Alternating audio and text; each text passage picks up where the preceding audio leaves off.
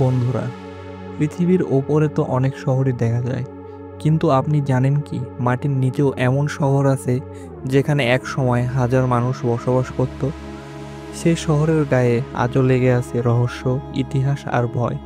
আজকে আমরা জানবো সেই সব গোপন শহরগুলোর কথা, যেগুলো মানুষ আজও পুরোপুরি আবিষ্কার করে উঠতে পারেনি।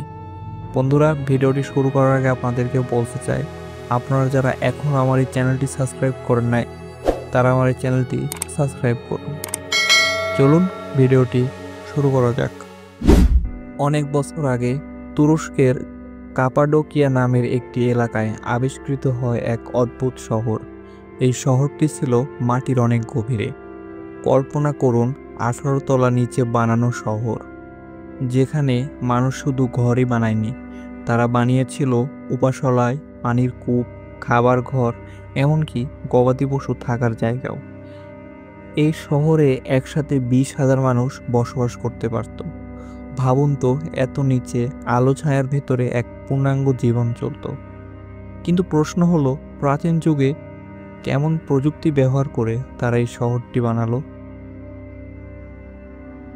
এর পরে যাই ইরানের নামাজগাহ নামের এক পুরনো এলাকায়।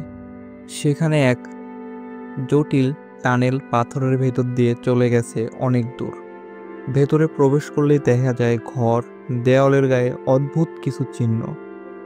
কিছু জায়গায় মনে হয় কেউ যেন কোনো গোপন আচার অনুষ্ঠান করত। গবেষকরা এখনো নিশ্চিত হতে পারেনি এই স্থান ছিল উপাসনার কেন্দ্র নাকি যোদ্ধাদের লুকিয়ে থাকার ঘাঁটি। এর পরে আসি আমেরিকার ভার্জিনিয়া অঞ্চলে, যেখানে রয়েছে একটি গুহা যার নাম ডিক্সি গুহা। এখানকার দেওয়ালে দেখা যায় মানুষের হাত কাটার ছাঁচ, ঘরের মতো আকৃতি, খোদাই করা কিছু চিহ্ন। গবেষকরা বলেন এখানে বহু বছর আগে মানুষ বসবাস করত, কিন্তু আশ্চর্যের বিষয় হলো এই জায়গার কোনো লিখিত ইতিহাস নেই। এর পরে রয়েছে চীনের লংইউ নামের এক গ্রাম। 1990 সালে কিছু কৃষক খুঁজে পায় এক বিশাল পাথরের নিচে গুহা, কিন্তু পরে দেখা যায় এটা একটা পুরো শহর, যেখানে 20টিরও বেশি বিশাল কক্ষ রয়েছে, সবই মানুষের হাতে তৈরি। এই গুহাগুলো এত নিখুঁতভাবে কাটা হয়েছে যে আজকের আধুনিক যন্ত্র ছাড়া সেটা সম্ভব নয় বলে মনে হয়।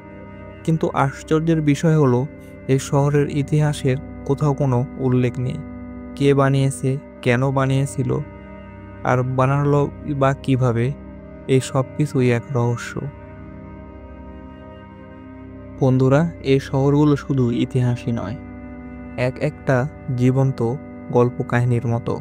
এগুলো প্রমাণ করে মানুষ যখনই বিপদের মুখে পড়েছে, তখনই সে আশ্রয় খুঁজেছে মাটির নিচে, অন্ধকারে, নীরবতার গভীরে। আমরা যা দেখি, জানি বা শুনি, তার বাইরে হয়তো পৃথিবীর নিচে আজও অনেক শহর ঘুমিয়ে আছে, যা একদিন হয়তো আবিষ্কৃত হবে। কোন শহরটি আপনার ভালো লেগেছে অবশ্যই আমাদেরকে কমেন্টে জানান। আর এইরকম আরও ভিডিও পেতে চ্যানেলটি সাবস্ক্রাইব করতে ভুলবেন না।